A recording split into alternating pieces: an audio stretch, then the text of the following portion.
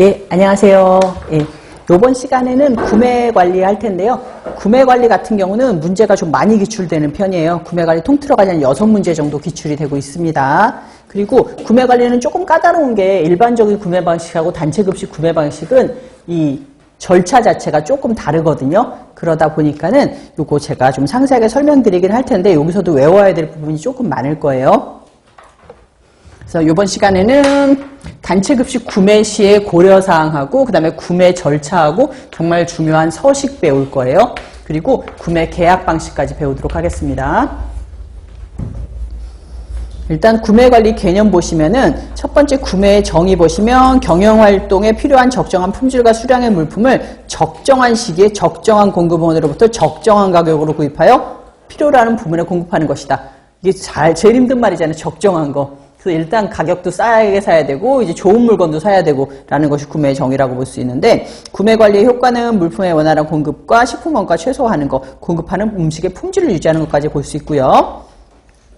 이 구매 관리가 제가 처음에 영양사의 업무하면서 제가 여러분들 업무 따로 안 외우셔도 된다고 말씀을 드린 게 저랑 하는 업무가 전부 다 영양사의 업무라고 말씀을 드린 적이 있는데 영양사 문제 중에서 토탈로 나오는 문제 중에 어떤 게 있냐면은 제가 뭐라고 그랬어요? 처음에 말씀드릴 때 영양사 처음에 수요 예측 관리하고 그 다음에 메뉴 작성하고 구매하고 그 다음에 시설 관리도 해야 되고 인력 관리도 해야 되고 이렇게 다 카테고리별로 나눠 있다고 말씀을 드렸잖아요. 그러면은 그 중에서 문제가 다음 중에서 영양사의 메뉴 관리 업무에 맞는 것은 아니면은 다음 중 영양사의 업무 중에서 구매 관리 업무에 해당하는 것은 이렇게 카테고리가 따로 나와요. 그러니까 영양사의 메뉴 관리 업무가 따로 있고 시설 관리 메뉴가 따로 있고 그다음에 인력 관리 메뉴가 따로 있고 이런 식으로 카테고리가 달라요. 그러니까 똑같이 보기에는 영양사의 업무가 다 나와 있는데 그 중에서 영양사의 메뉴 관리 업무가 뭐냐 이거는 영양사의 어떤 업무에 들어가느냐를 묻거든요. 근데 그 중에서도 특히나 구매 관리가 까다로운 게 구매 관리는 새끼를 쳤어요. 구매 관리 업무만 있는 게 아니라 구매 관리 업무 안에는 검수 관리도 있고 발주 관리도 있고 저장 관리도 있고 재고 관리도 있고 다 달라요 업무가. 그러다 보니까 새끼 친 것까지 여러분들이 좀 구분을 해야 되거든요. 그래서 보시면 구매 관리라는 음식을 생산하는 데 필요한 물품을 확보하는 기능으로서 발주, 검수, 저장, 재고 관리가 다 들어가 있다.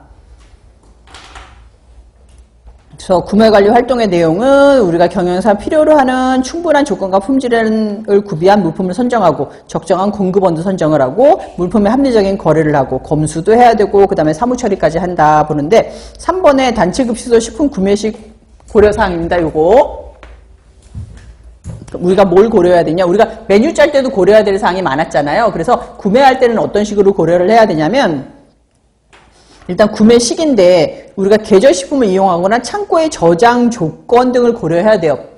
그러니까 내가 실제로 구매가 지금 쌀이 너무 싸가지고 쌀을 갖다가 내가 뭐 100톤을 샀어. 근데 창고 놔둘 데가 없어. 그러면 못 구매한다는 거죠. 그래서 우리가 구매 시기 같은 거는 창고의 저장 조건도 보고 나서 결정을 해야 된다는 거고 두 번째 구매 장소는 저렴한 가격 조건이라 신선도를 유지할 수 있는 곳에서 구매를 해야 되고 세 번째 구매량은 당연히 우리가 표준 식당 급식 인원 동그라미 맞게 재고량 파악한 다음에 해야 된다는 거예요. 저랑 나중에 발주할 때 배울 건데 만약에 내가 오늘 감자볶음이 들어가기 때문에 감자를 60kg 사야 돼요. 60kg 사야 되는데 마침 창고 안에 내가 감자가 10kg가 남아있어. 그럼 몇 킬로 시키면 돼요? 나는 50kg 시키면 되는 거잖아요. 그래서 우리가 실제로 발주량을 결정할 때는 이 창고 안에 들어있는 재고량도 파악을 해야 된다라고 볼 수가 있습니다.